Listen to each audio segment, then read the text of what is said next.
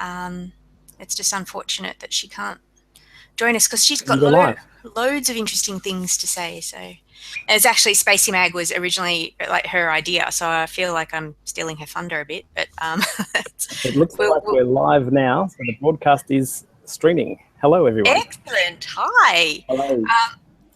So I'm Fiona Collins. I'm one of the publishers of a magazine that we're putting together called Spacie Mag.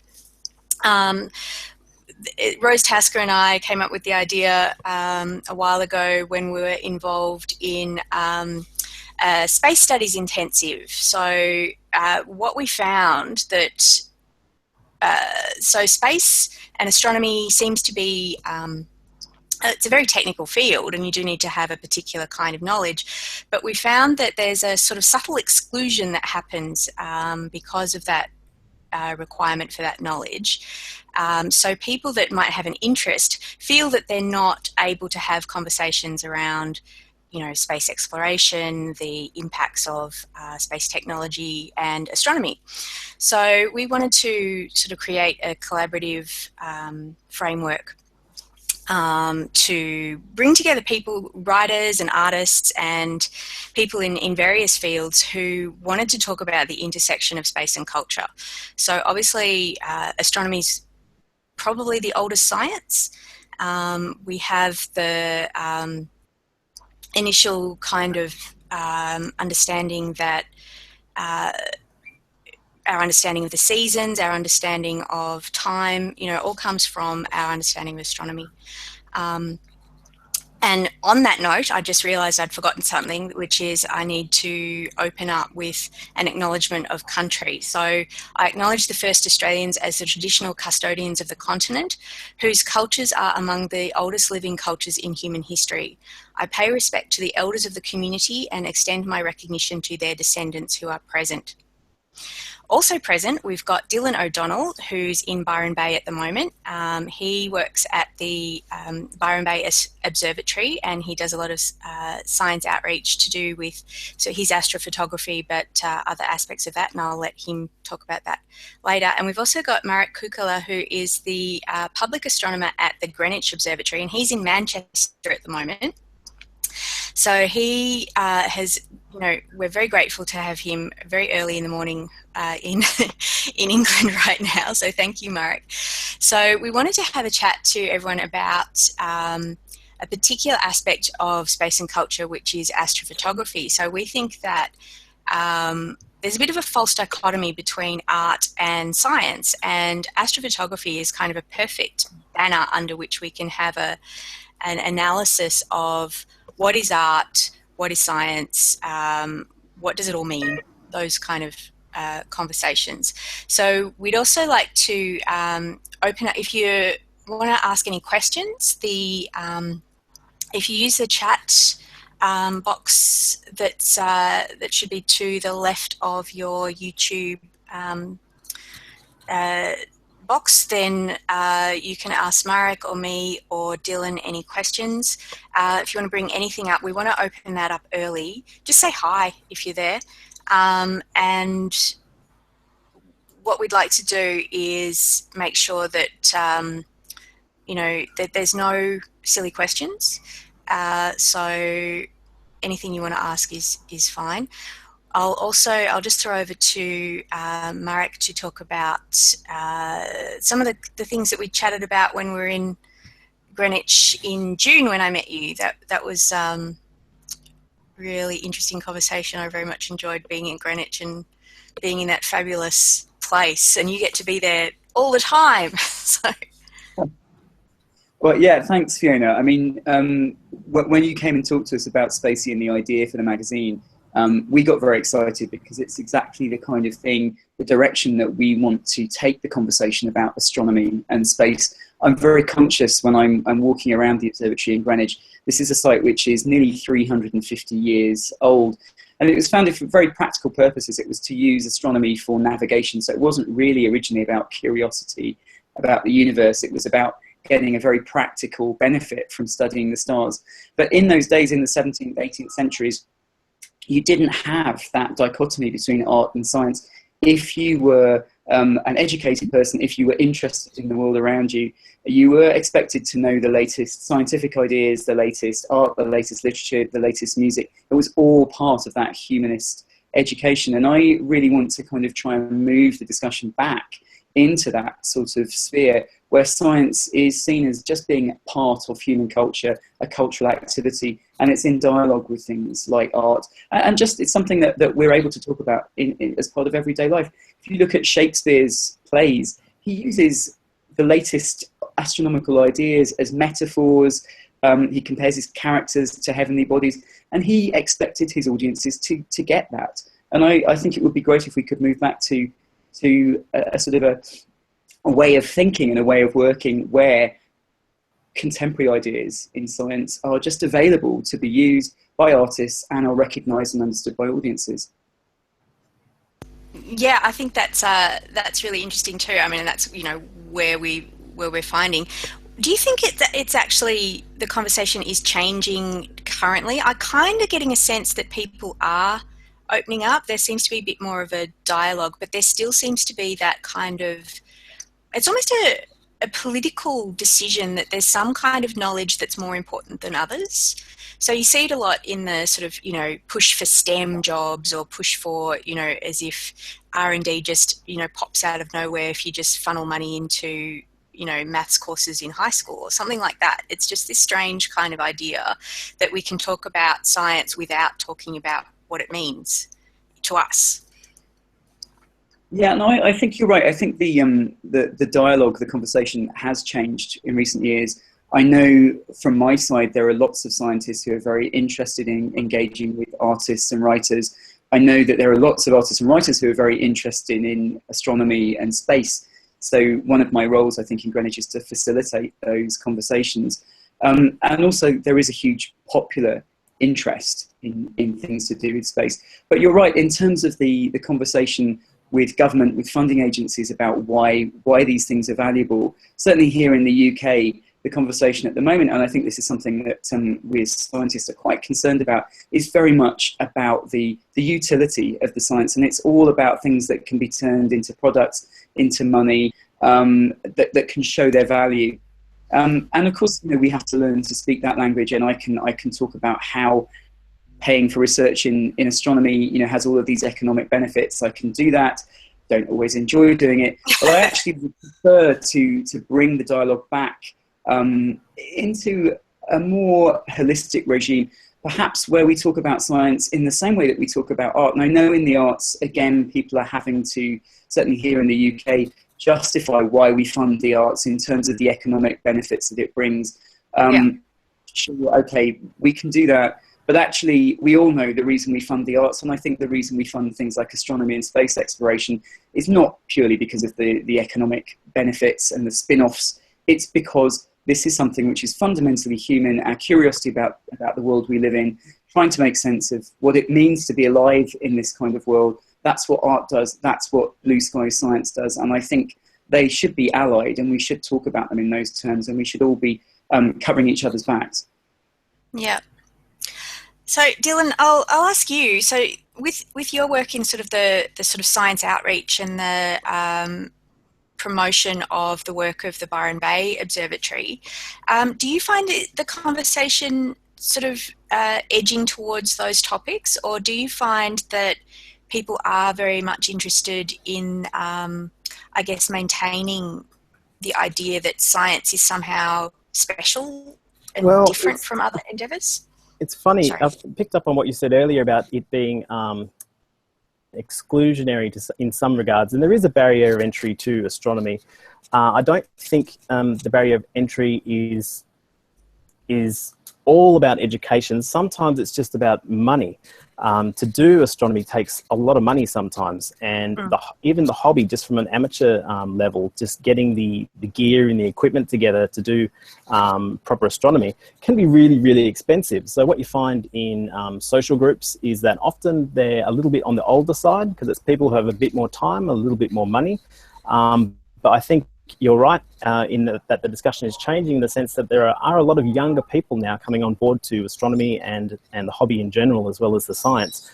And I think as well as technology changes, we're having consumer level cameras now can go outside and take photos of the Milky Way that were literally impossible 10 years ago because of the way CMOS chips have changed. Yeah, we are seeing a lot of people, a lot of new people coming into the hobby, including me. You know, I'm new at this myself. Byron Bay Observatory is probably a little bit of an overstatement. This is really just a shed with a dome in my backyard. But I can broadcast to you now a live view of the moon from Byron Bay. You can see that we've got about 25% phase waxing, and it's looking beautiful. And anyone with a camera can do this these days. Bonus points if you have a telescope.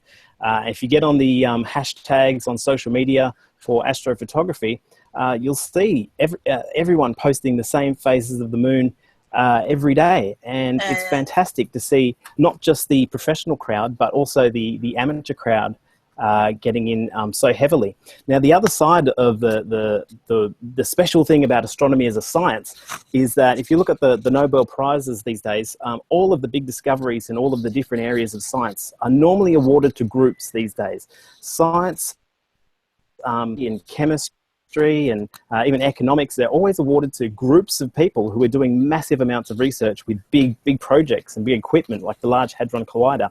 Astronomy is the only remaining science where an amateur in his backyard, the lone, actually make discoveries and contribute to the science in a way that isn't possible in the other sciences right now.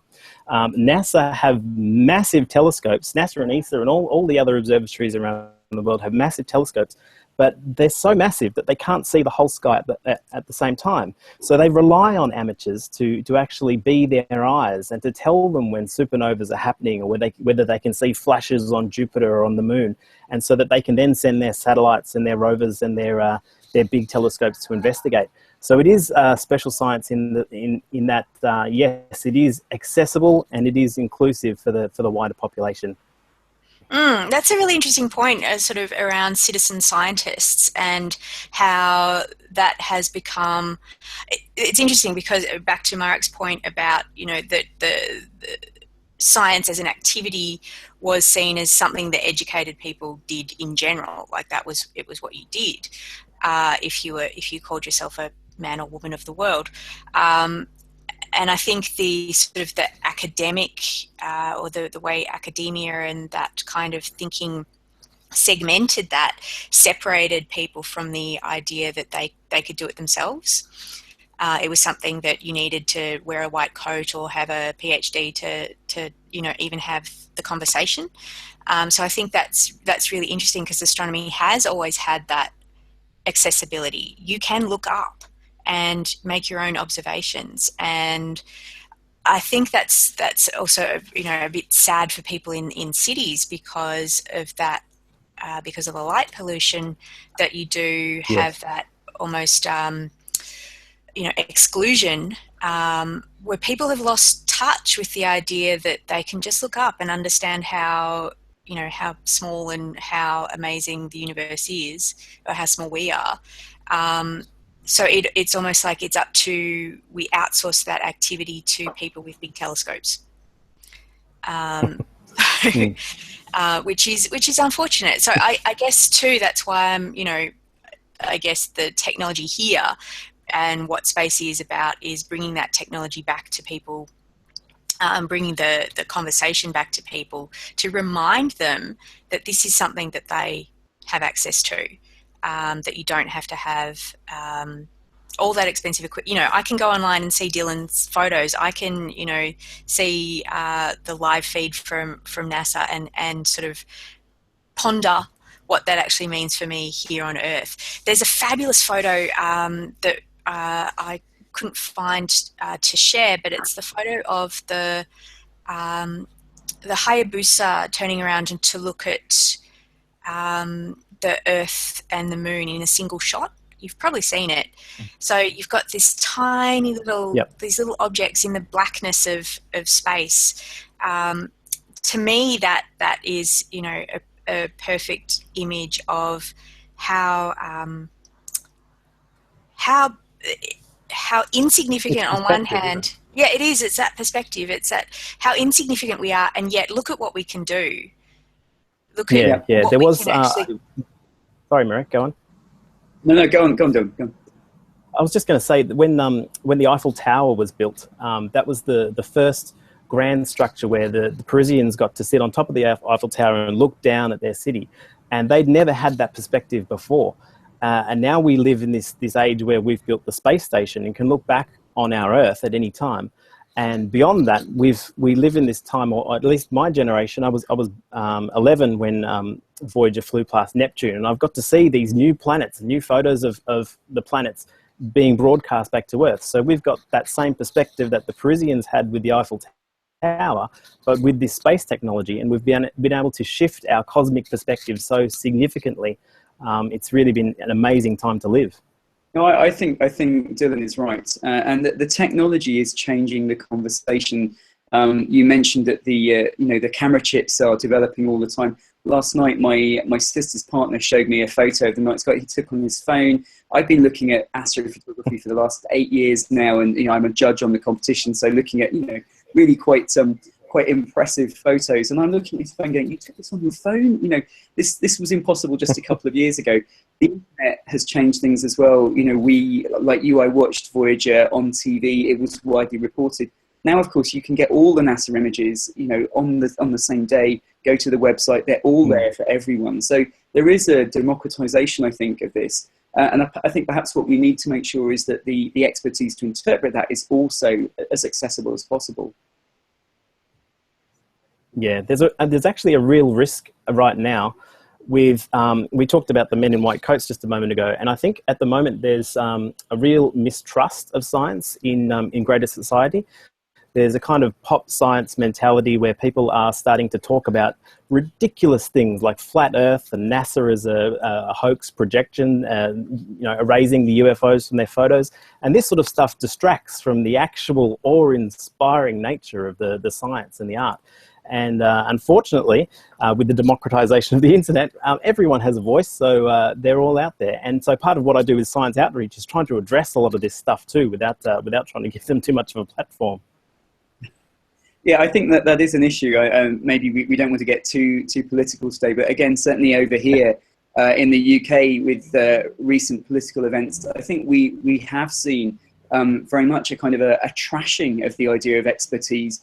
Yes. And almost from both sides of the political spectrum. We had a very prominent politician here earlier this year saying, I think the British public are tired of experts. He was talking about economists, but I think, the word applies more generally. And then also from the opposite side of the political spectrum, there's almost this equation of expertise with elitism, and therefore that is wicked and wrong.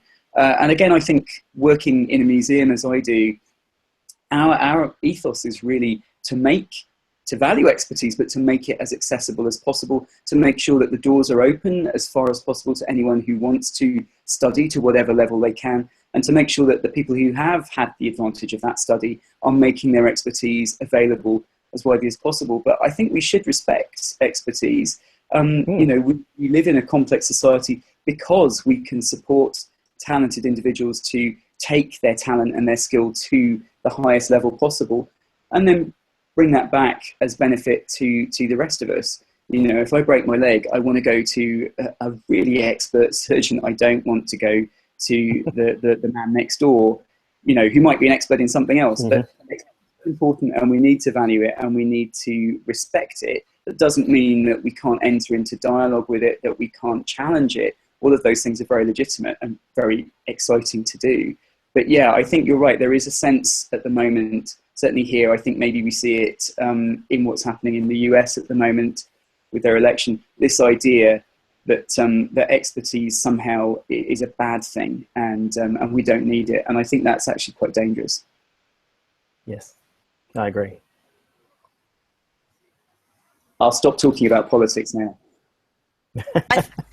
I think that's a double-edged sword of what we were talking about before with citizen science.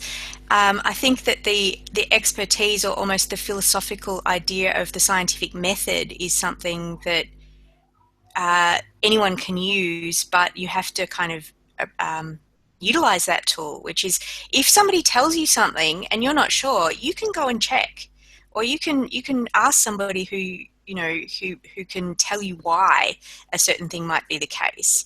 However, if you live in a bubble that is only promoting a particular way of thinking, then that's all the information you're going to get. So I think that citizen science can actually almost be an idea that if everyone can do it, then it's not special, which is a bit dangerous as well.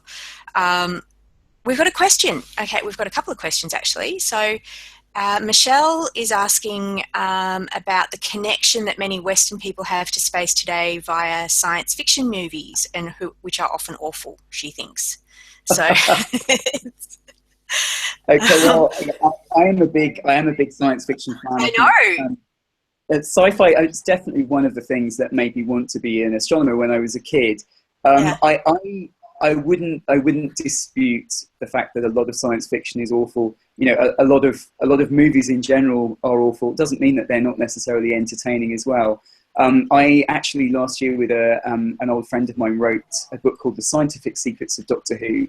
And I don't know if you're familiar with the Doctor Who TV series. It's very entertaining. It's full of great stories. It's not always full of really kind of top-notch accurate science. I actually don't think that matters because from my point of view, even when they get the science wrong, it's an opportunity for me to talk about the real science. Although I do think that when science fiction does take the trouble to get the science right, or at least make it plausible, it actually makes the science fiction, makes the story, the fiction better. So but I think science fiction is a very important way that scientific ideas get out there. So it's a great medium.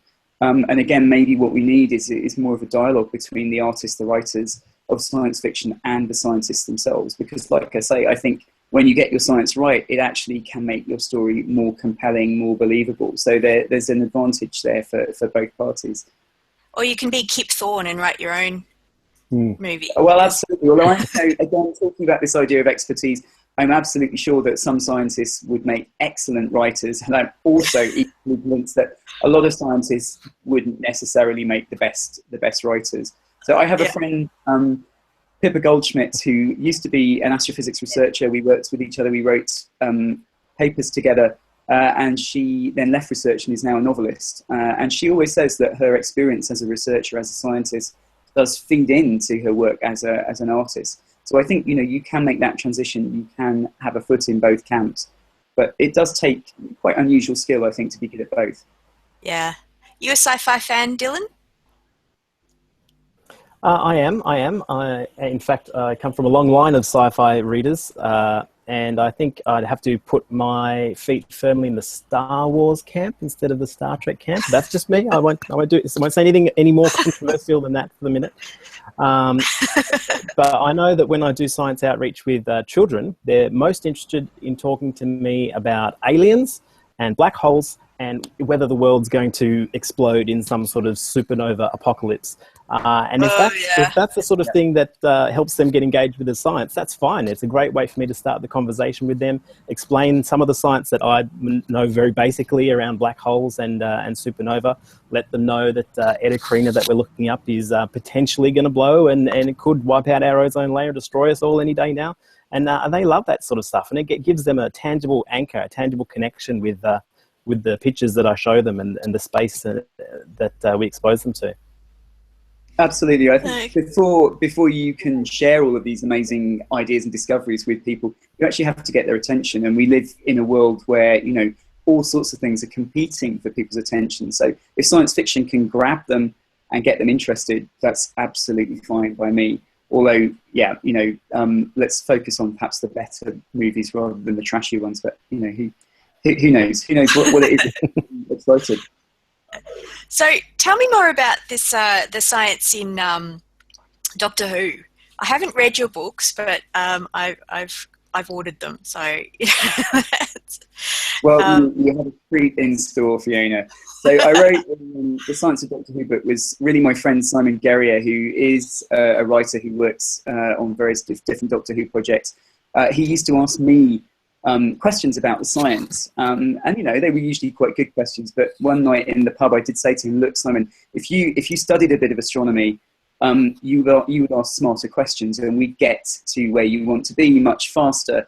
So I basically bullied him into taking an astronomy GCSE, which is the qualification that you do at the age of 16 here in the UK.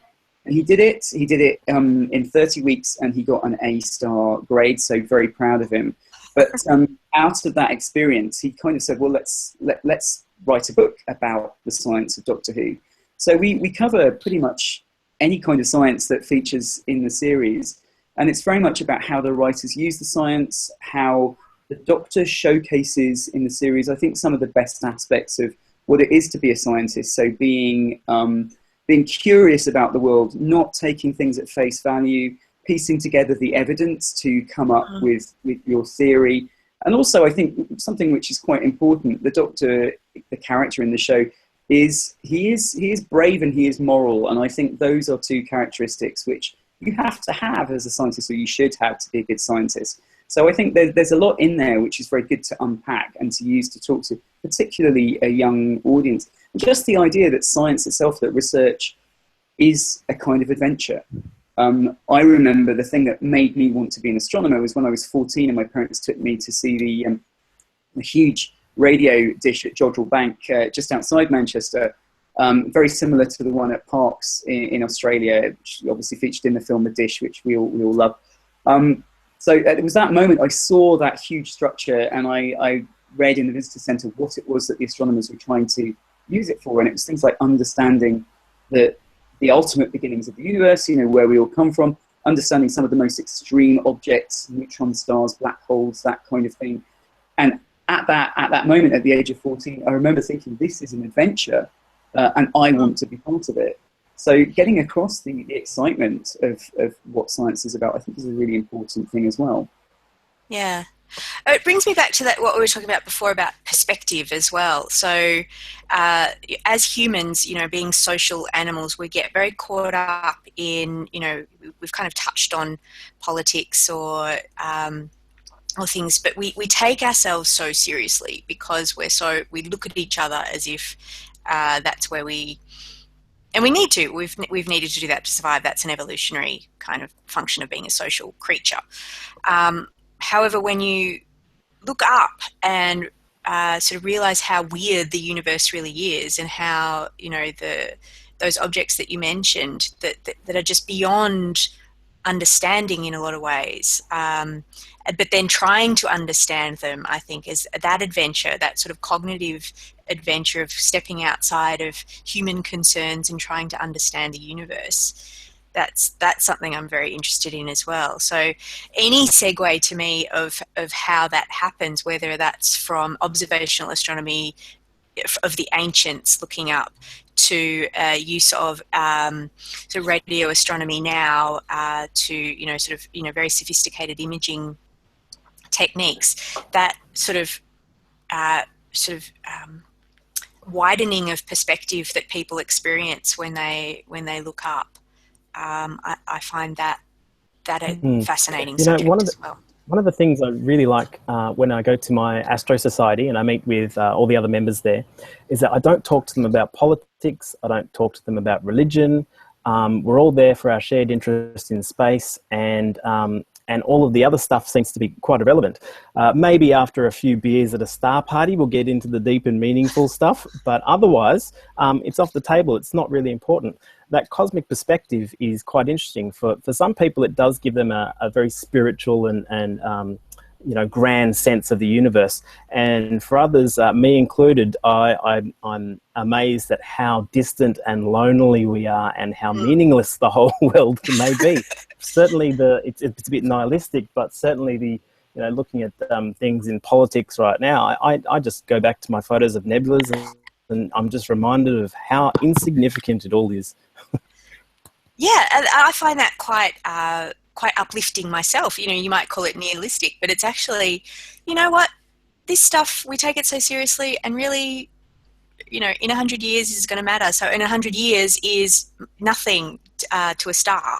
In astronomical terms, our human lifespan is nothing. I remember when I was studying, had to do a project on dark matter, which I just didn't do very well at because it's, mind-bending. And I went to the beach. Don't worry, nobody else is either. Oh, good. Nobody knows what it is, Fiona, you're fine. And after I'd done this, this sort of project on galactic mergers and trying to understand, what this stuff is and, how much of it there is. And I went to the beach and I looked at the ocean and I'm like, this looks really big. The ocean looks huge when you're standing on the beach and you can't even see land over the horizon and there's no people, and that's kind of, an interesting perspective. And then I realized, actually, this is tiny. And it was like a very, not a spiritual experience, but it was almost an existential kind of, wake up of like the things I can think about in terms of, that my brain can do, is actually quite strange. Like that I can contemplate these things that I actually have no physical access to, and yet are real. Yet that's a real experience that I had of an understanding of how massive the universe is. And I'm wondering if that frightens people in a way sometimes. Like, Dylan mentioned, that it makes you feel insignificant. Is that a fear that people have, do you think, around understanding this stuff? And maybe that's why the flat earthers and the sort of the moon landing skeptics think that they're protecting themselves in a way?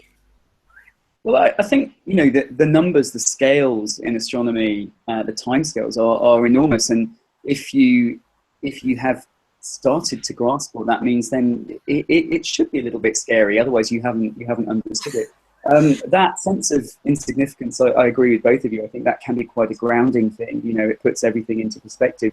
There is also, I think, a more optimistic way of looking at it as well. I think it was Einstein who said that one of the most incomprehensible things about the universe is that so much of it is comprehensible. And I think what he's getting at there is, the fact that our brains, which evolved to cope with life on the African savannah, why should they be able to even get a beginning of a grasp on the physics of a neutron star or the Big Bang? That's actually quite a remarkable thing. And the other thing that I think is quite incredible, I went just the other day to University College London to see their brain bank. One of the neuroscientists there very kindly took me around, and this is a collection of brains taken from donors, and the idea is to study all the sorts of things that can go wrong with the human brain.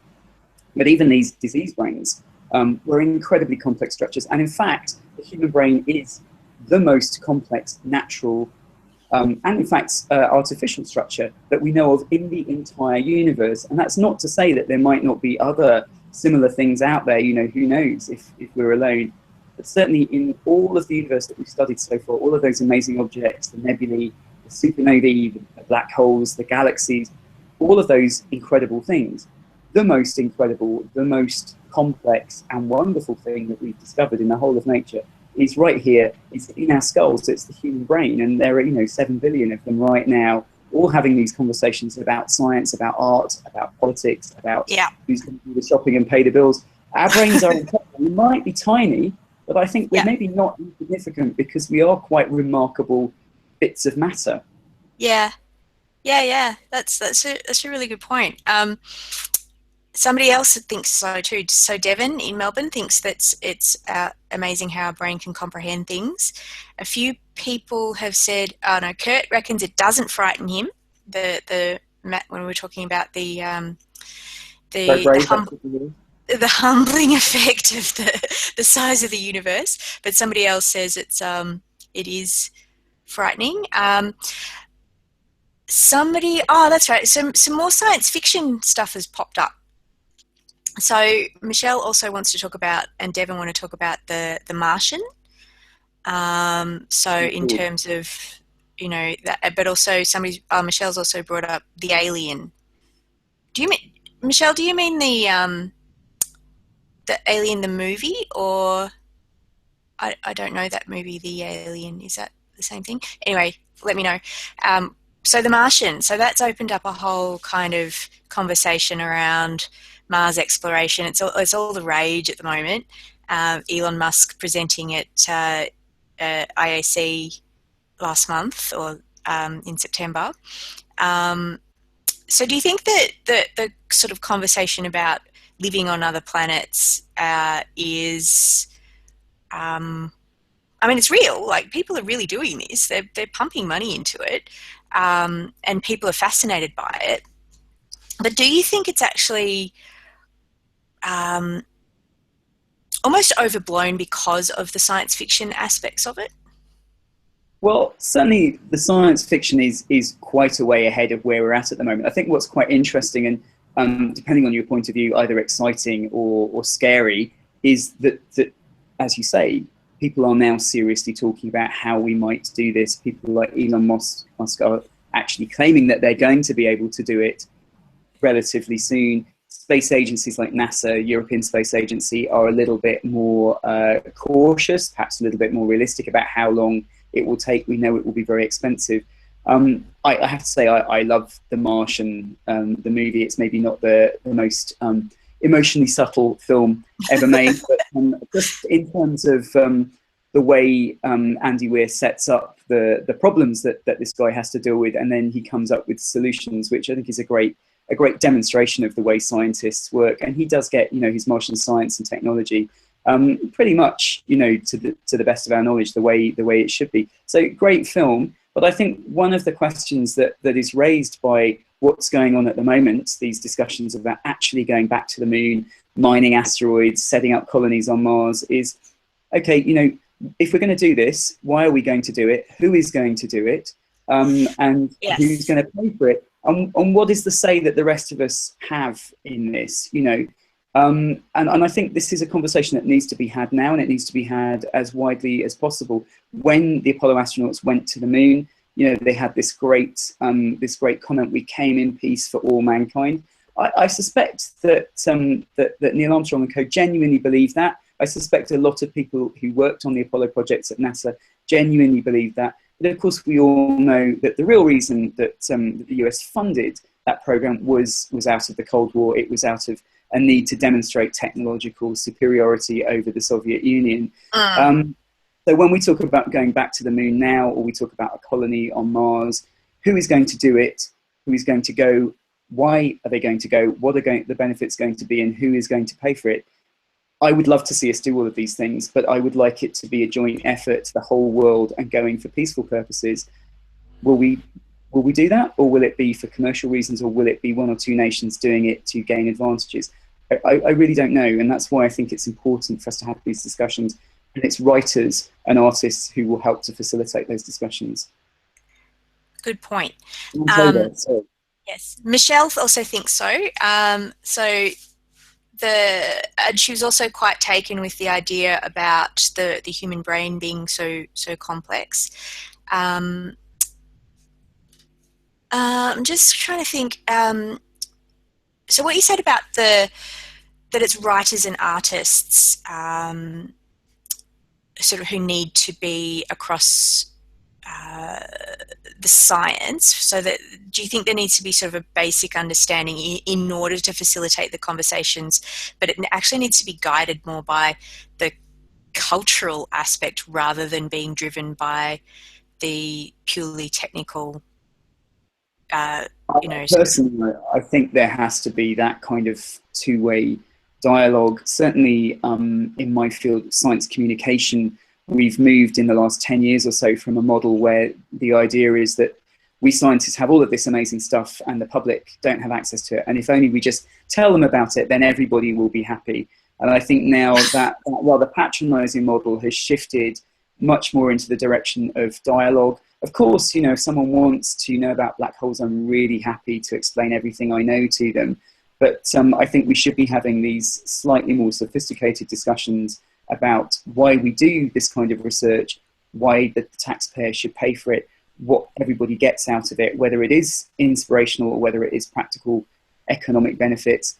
There should be that dialogue. Of course, it helps if the public are up to speed with the basics of the science and the technology.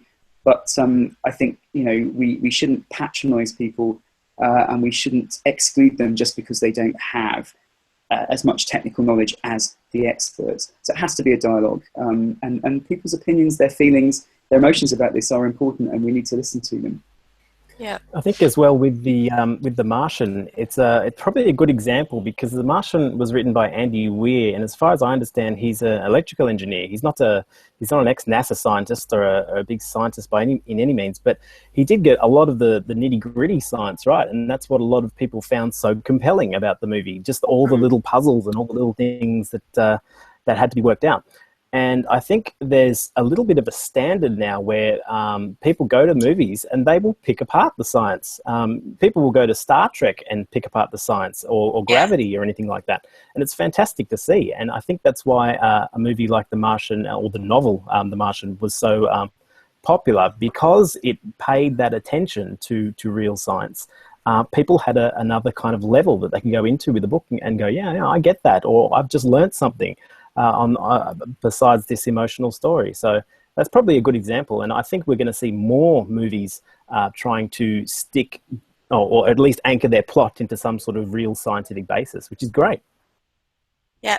Yeah, what about sorry, I was just going to ask, Dylan, in your work as an artist and doing science outreach, how do you find the sort of the intersection across those sort of skill sets? So when you're doing the astrophotography work, are you viewing it like a technical exercise, or are you seeing it more as an artistic endeavor, or both?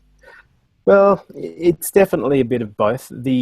When we do images of deep space, there's a lot of technical stuff to consider. This image of the North American Nebula is barely visible here from Australia. It's really north, so I had to take it right on the horizon. Now, this is a visual image, so we get to see the natural hydrogen emitting its glow. And that's great stuff to understand. And when you start photography and doing these deep space objects, you start having to use filters, chemical filters, to actually bring out certain aspects of the nebula. So you go down this path of actually learning quite a fair bit about the science as well. That's not to say it's all science, though, and there are a great many professional astronomers that I know that just can't do this at all. So you still have to be able to take those images and process them visually and have some chops, at least in Photoshop and PixInsight and all the other programs to make it visually appealing, so you can share it out on social media. And as I started doing this stuff only a few years ago, initially when I would share things on social media, the things that got the most sort of traction were lovely photos of my kids smiling, and that'd get like a few hundred likes, and then I posted the photo of the International Space Station going across the moon, and it went nuts. It went across CNN, and it was everywhere. I was going to share that one too. Hang on, I've got it here. So that to me said that there was suddenly this interest in that's the one, in just the greater population, where they could see the frailty of human existence against an image of the moon. Now, the moon is normally shot in mono, so normally it's black and white. So to bring out the colours, you have to do a lot of stacking and colour saturation manipulation to get the colour of the moon. And the colours do actually represent minerals like lithium and titanium oxide and stuff. But there is that artistic component. This isn't just a scientific shot. This is a lucky composition that I happened to get of the space station flying across the Tycho crater, and it really worked. And it just hit a nerve. It's not uncommon. These images of transits are happening every day, really, but it really just struck a nerve with people. So I was really happy that it got out there, and that is where the art and the science intersect. Yeah, that's a good point. Great image. I really love that. And I think that doesn't just apply to amateur astrophotographers doing this in their own time. We're all familiar with those amazing Hubble Space Telescope pictures. We've been seeing them for 25 years now, 26 years. But actually, those images are not the way scientists would look at their data on the screen. There is a team at NASA who take the scientific data and they clean it up, they colorize it, they crop it. So This data is further processed for public consumption, and it's designed to look good and to look appealing. It's designed so that it's easy to interpret with your eye. And actually, a lot of the people who work on that side of the Hubble Space Telescope, they come from an arts background, and they are using ideas from art theory, particularly landscape painting, about how to frame an image. You want strong horizontals and verticals, about the kinds of colours that work well together, and also the kind of shades that give you a sense of that vast scale, that awe and wonder. And all of these things you can see, particularly in 19th century landscape painting. The colour palette that Hubble uses is very closely allied to that. And also the way the images are framed to give you that sense of these vast structures floating in this enormous void, very much like some of the images in the American West that came out of that school of painting in the 19th century. So this is very much about art and science working closely together, and scientists taking lessons from art to convey ideas which otherwise would be quite difficult to grasp. So again, I think it's this idea that artists have something to bring to the scientific process.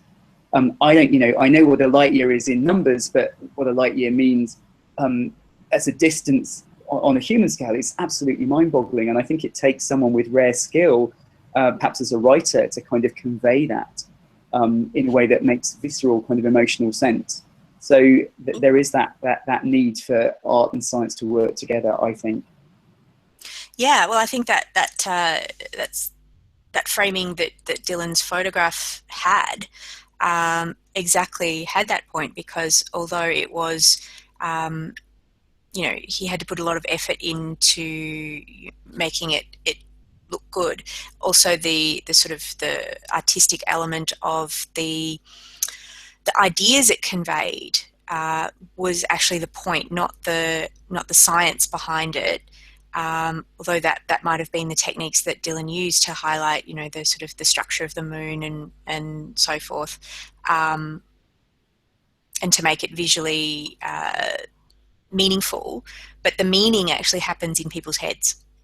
Oh, so, absolutely. And I think, there are so many levels on which a picture like that can work. There is the technical aspect. I mean, the ISS takes like half a second to cross the disk of the moon. So capturing, that one moment, that takes technical skill.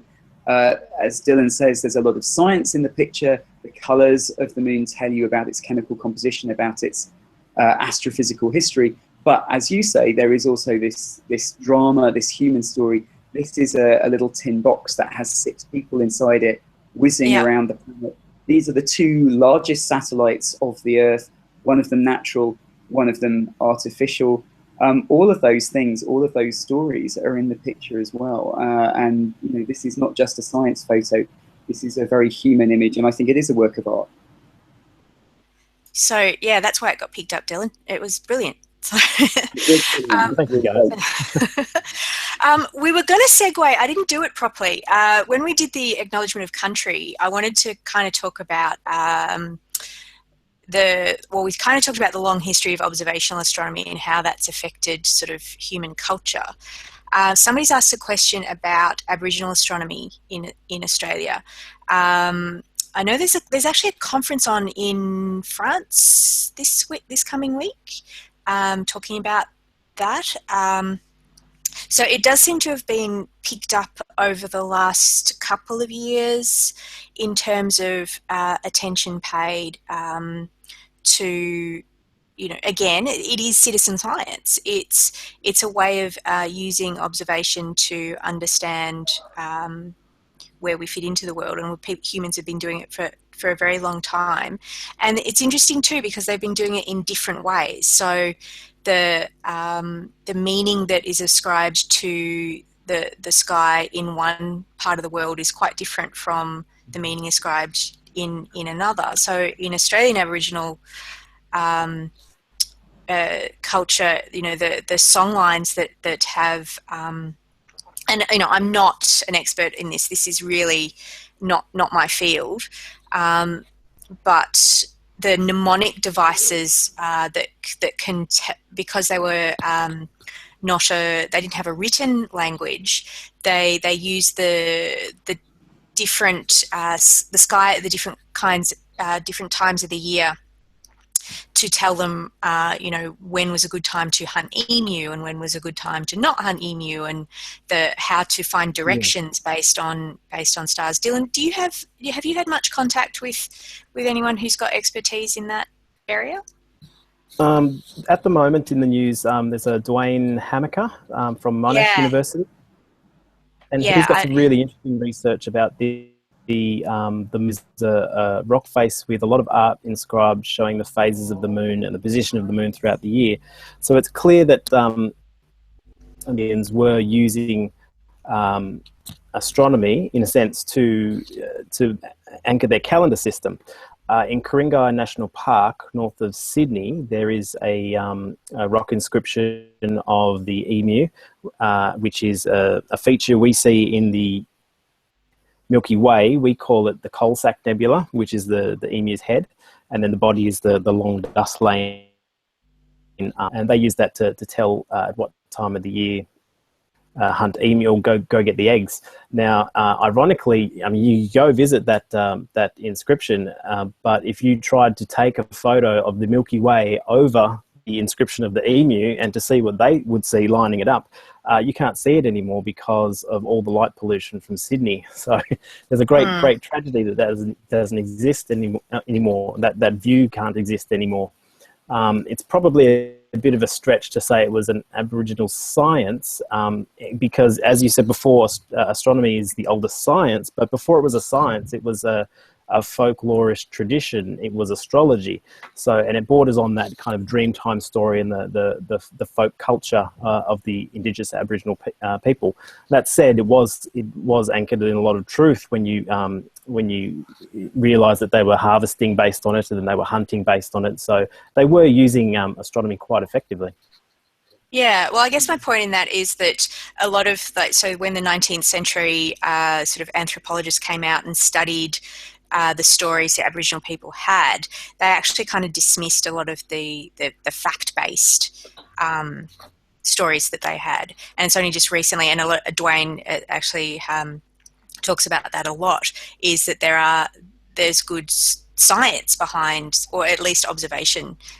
They might not necessarily have understood why things were happening, but they could predict certain events based on the observations that they'd had. And similarly, it was interesting. So when I was in Greenwich, Greenwich has been a site for how many thousand years? Like there was that sort of bit to the west of the observatory where there's barrows, and there was a Roman ruin down there. So, I mean, the just layers of history in London. I never made it to any of the standing stone circles, but really interested in sort of Paleolithic timekeeping and astronomy as well. Well, yeah, I mean, absolutely. Dylan's right. You know, astronomy goes way back. People were always, I think, curious about what the stars were, but actually more useful to them was the fact that you could use the heavens as a tool for timekeeping. Before mechanical clocks, it was the sky, the sun, the moon, and the stars throughout the day, and then changing throughout the year. It was your clock and your calendar. And to run an agricultural or an urban society, you need to be able to keep time. And so every single society around the world used the heavens for timekeeping. They also use them for navigation, and they use them for as a mnemonic to encode stories that help to bond their societies together. Everybody used them like that. That's what we see across the world. We do have that great tradition going back in Europe. We've got Stonehenge, which we still don't know exactly what it was for, but it certainly has astronomical alignments and probably has some kind of calendrical connection. Greenwich, as you say, for 350 years it's been a scientific observatory, but certainly before that there were barrows. There's a Roman temple in Greenwich Park, and all of those things would, I think, have had some kind of connection to the sky. But what I find fascinating about Australia, of course, is that, you know, there were humans, modern humans in Australia, thousands of years before they were in Europe. And so there actually you have a culture going back a very, very long time, we're used to thinking that the stars, the constellations in particular, don't really change, certainly in human lifetimes. But when you have an oral culture that stretches back for thousands of years, you know, these people over that time would have seen the sky change. And, you know, I wonder how much of that may have been remembered in their tradition, maybe now is lost. And the other thing I find fascinating about indigenous astronomy in Australia is the way that actually, you know, in the West, we focus very much on the patterns of the stars, the bright dots. And we have our constellations, Perseus and Cassiopeia, and we have the stories that are connected to them. And this is the same in a lot of cultures. In Australian Aboriginal astronomy, they are also looking at the blank patches. And I love this idea of the emu, this dark patch along the Milky Way, which in Western cultures, we just kind of ignore the dark patches. They actually see the shape in the dark patches as well, and they give it a name and they use that. And I just think that's almost shows an even deeper appreciation of what's up there in the night sky. So really fascinating culture, and I really do hope that more work is done to kind of bring this out and to bring it to a wider audience. These people, you know, they were not daft. They knew what they were doing, and they used the sky for all sorts of different purposes to help them survive in the environment of Australia. You mentioned timekeeping before. It's coming to the end of our hour. So thanks. I just wanted to mention a comment that Devon has made about, I'll just quote him. So human fascination with space continues throughout history, but moved from poetry and paintings across science fiction and photography. And Michelle has just also commented on the oral history, and that it's sad that is lost. It is sad, Michelle, but I think it's also something people are sort of rediscovering, that oral tradition. So I will just leave it there unless anyone has any other comments or questions they want to bring up. Okay, it might be a bit of a lag. All right. I want to thank Dylan and Marek very, very much for their time today. That was, I had fun. I hope you did too. And I'm glad I've introduced you to each other as well. I'll also, just for the audience, I'll actually pop in the comments field if you want to get in touch. So we were hoping to have the website up, but we had a coding problem, so we were hoping to capture email addresses, because I'm really interested in continuing this discussion with everyone who might be interested, and I just want to have you all to have a think about how you might want to engage with these ideas as a writer, as a thinker, as a human. This is a forum we want to create to continue these kind of ideas about accessibility, about sort of the art and science of space and astronomy. So thank you all very much for your attention, and I think we will say goodbye. Thank you very much, guys. Real pleasure.